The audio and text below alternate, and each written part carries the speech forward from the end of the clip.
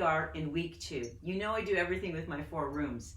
So what I've decided to do is, last week we talked about to recognize where in fact you have been resilient as a female leader or a team member.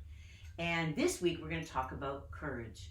Where have you been courageous in your life, whether personally or professionally?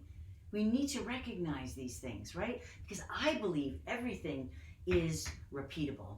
So the tendency as human nature is that we tend to judge ourselves a lot. Would you not agree? So what we want to do is we want to take a look at where have you been courageous. So remember, I'm interviewing you.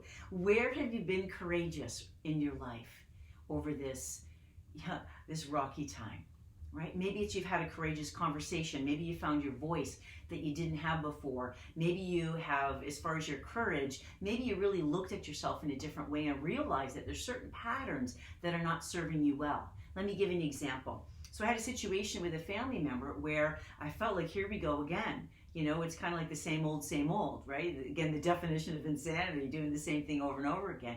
And then rather than focusing on them, what I decided to do is take a step back. As you know, I always talk about sanity is in the pause.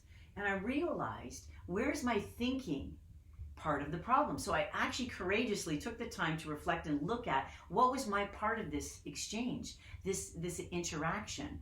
You see, so I was looking at the pattern of how, okay, we seem to go around the mulberry bush. So in my case, I'm not really good at texting, and yet my family member, that's what they prefer to do, is text.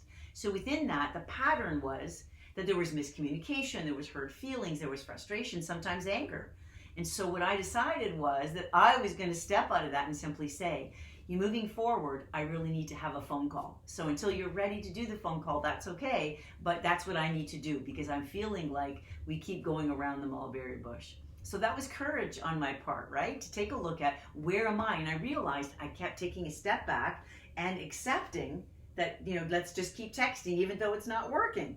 So for me, it was like I had to take 100% responsibility. So being courageous is about being 100% responsible for my thoughts, my feelings, and my actions. So where have you been courageous? So have yourself a beautiful day. Remember, you are a powerhouse.